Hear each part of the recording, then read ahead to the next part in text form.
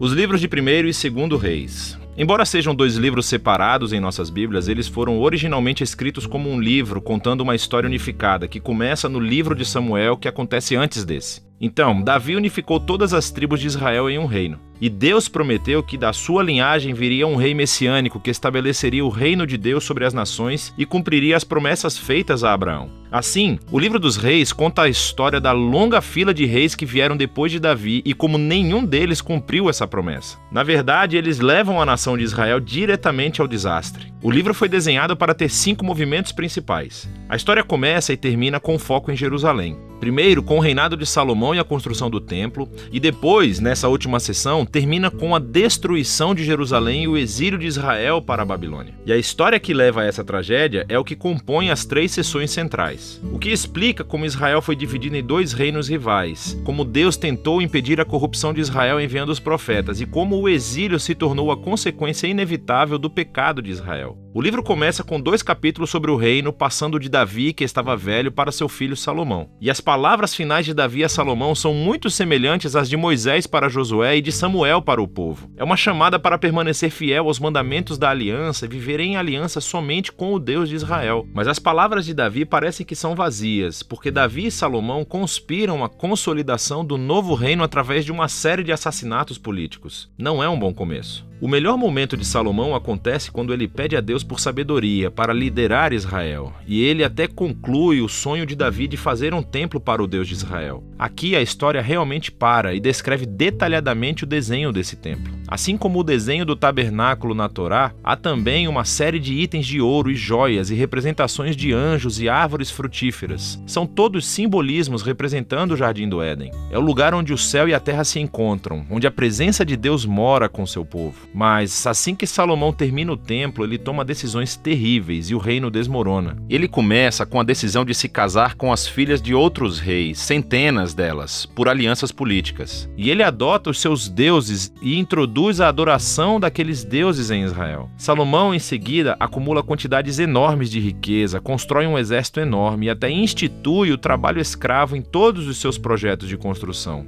Agora, se você voltar para a Torá e olhar as diretrizes de Deus para os reis de Israel em Deuteronômio 17, Salomão está quebrando todas elas. No momento em que ele morre, Salomão se parece mais com Faraó, o rei do Egito, do que com seu pai Davi. A próxima seção do livro começa com o filho de Salomão, Roboão, agindo exatamente como seu pai. E é uma história muito triste de ganância e desejo de poder. Ele tenta aumentar os impostos para o trabalho escravo. E sob a liderança de Jeroboão, as tribos do norte rejeitam essa ideia, rebelam-se e se separam e formam seu próprio reino rival. Agora, na história, você tem o reino do sul, Judá, centrado em Jerusalém, com os reis da linhagem de Davi. E esse novo reino do norte, chamado Israel, cuja capital eventualmente será Samaria. Jeroboão também constrói 2 novos templos para competir com o templo de Salomão no sul. Ele coloca um bezerro de ouro em cada um para representar o Deus de Israel. A conexão com o Êxodo 32 e o bezerro de ouro é bastante explícita. A partir desse ponto, a história vai e volta de norte a sul, traçando o destino de ambos os reinos. Cada um teve cerca de 20 reis sucessivos, e à medida que o autor apresenta cada rei, ele avalia o seu reinado através de alguns critérios. Eles adoravam somente o Deus de Israel ou instituíam adoração a outros deuses? Eles confrontaram a idolatria que existia entre o povo, e eles permaneceram fiéis à aliança que fizeram com Davi ou se tornaram corruptos e injustos. E de acordo com esses critérios, o autor não encontra bons reis no norte de Israel, 0 de 20. E então, no sul de Judá, apenas 8 dos 20 recebem uma classificação positiva, o que conecta ao outro grande propósito deste livro. E esse é o de introduzir a função dos profetas, figuras-chave na história de Israel.